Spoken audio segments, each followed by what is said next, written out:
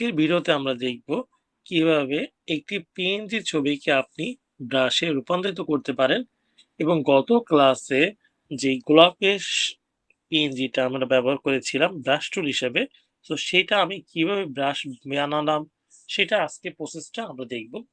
তো প্রথমে এখান থেকে ক্রিয়েট নিউতে যাব। ক্রিয়েট নিউতে যাওয়ার পর এখানে যেকোনো একটা আনুমানিক সাইজের আর্টবোর্ড নিয়ে নেবেন। তো আমি আপাতত 1920 বাই 1080 এই সাইজের একটা আর্টবোর্ড নিলাম। তারপর ক্রিয়েটে ক্লিক করব। ক্রিয়েট হয়ে যাওয়ার পর এইখান থেকে আমি ফার্স্টে চলে যাব।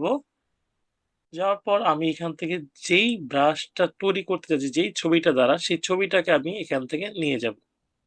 তো আমি এখানে নিয়ে ছেড়ে দিলাম। এই সেই ছবির লেয়ারটা। তো শিফট ধরে এই ছবিটাকে একটু বড় করি। করার পর আমি আনুমানিক এতটুকু বড় রেখে প্লাসে ক্লিক করব। যেহেতু এই ছবিটাকে আমি ব্রাশ তৈরি করতে যাচ্ছি, দুইটা ওয়েতে এই ছবিটাকে আপনাকে কালো ডার্ক করতে হবে। এক, আপনি অ্যাডজাস্টমেন্ট থেকে লেভেল থেকেও করতে পারেন। আমি যদি লেভেল থেকে করি ডার্ক হবে। বা আরেকটা প্রসেস হচ্ছে ইমেজ থেকে অ্যাডজাস্টমেন্ট তারপর black and white. Black and হোয়াইটে গেলে অটোমেটিক ব্ল্যাক অ্যান্ড হোয়াইট হয়ে যাবে। তো আমি এখান থেকে এই টোনটাকে, রেড টোনটাকে একটু ডার্ক নিচের দিকে নিয়ে আসলাম, মাইনাসের দিকে। এইবার এই থাকা অবস্থায় আমি এই লেয়ারটা সিলেক্ট থাকা অবস্থায় চলে যাব এডিট মেনু। এডিট মেনু থেকে নিচে আসলে পাওয়া যাচ্ছে ডিফাইন ব্রাশ প্রিসেট। তো এটাতে ক্লিক করি। ব্রাশের নাম দিলাম হচ্ছে রোজ 1 প্লাস। তো রোজ ব্রাশ তৈরি হয়ে গেছে। এখন আমি এটাকে হাইড করে দিয়ে যদি একটা লেয়ার, এই প্লাসটাতে ক্লিক করে লেয়ার এসে পড়ছে। লেয়ার আসার পর আমি এখান থেকে যখন সিলেক্ট হয়ে গেল ব্রাশটা, জাস্ট এখন এখান থেকে কালারটা যদি আপনি যে কোনো কালার, আমি ধরেন লাল কালার দেই বা ব্ল্যাকই দেই, কালার যেটা রাখবেন রেখে জাস্ট ক্লিক করবেন, দেখবেন ব্রাশটা তৈরি হয়ে গেছে।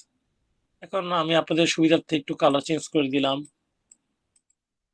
চাচ্ছি ব্রাশটা ছোট করতে, তো এখান থেকে আমি কিবোর্ড থেকে থার্ড ব্র্যাকেটের রাইট সাইডের যে বাটনটা আছে ক্লিক করব, ছোট হয়ে গেল। আপনি চাচ্ছেন যে এই ব্রাশ দিয়ে আপনি আপনার নাম লিখবেন, তার জন্য আমি আরেকটি লেয়ার নিলাম। লেয়ার নিলে এই লেয়ারটা হাইড করে দিয়ে ব্রাশ সেটিংসে যাব। সেটিংসে যাওয়ার পর এইখানে যে ব্রাশগুলো আছে এটা হচ্ছে স্পেস, অর্থাৎ এই ব্রাশটার যে স্পেসটা, আমি স্পেসটা বাড়াই দিলাম। ব্রাশ সাইজটা আছে, এখানে সাইজ আছে, আমি কমাই দিলাম 100। এখন যদি আমি একটু জুম করে আমাদের চ্যানেলের যে নামটা সেটা হচ্ছে অলস ডিজাইনার ও লিখি, দেখেন প্রত্যেকটা পাশে কিন্তু স্পেস হয়েছে। বা আমি এখন এখান থেকে যদি লিখি এ, স্পেস হয়ে গেছে কিন্তু। তো আমাদের যেই লাস্ট ভিডিওতে আমরা দেখছিলাম যে একটা গোলাপের বড় গোলাপ, তো সেইটা তৈরি করছিলাম। এখান থেকে হচ্ছে ব্ল্যাক কালারটা নিয়ে জাস্ট ব্রাশটা ক্লিক। এই ছিল আজকের ভিডিওতে কিভাবে আপনি সহজভাবে ব্রাশ তৈরি করবেন যে কোনো পিএনজি ছবি দিয়ে। পরবর্তী ক্লাসে আমরা দেখব কিভাবে আপনি একটি ব্রাশ তৈরি করবেন, জেপিজি ছবি আপনার জন্য ভালো হবে না পিএনজি ছবি ভালো হবে, না বা কিভাবে ব্রাশ ডাউনলোড করবেন।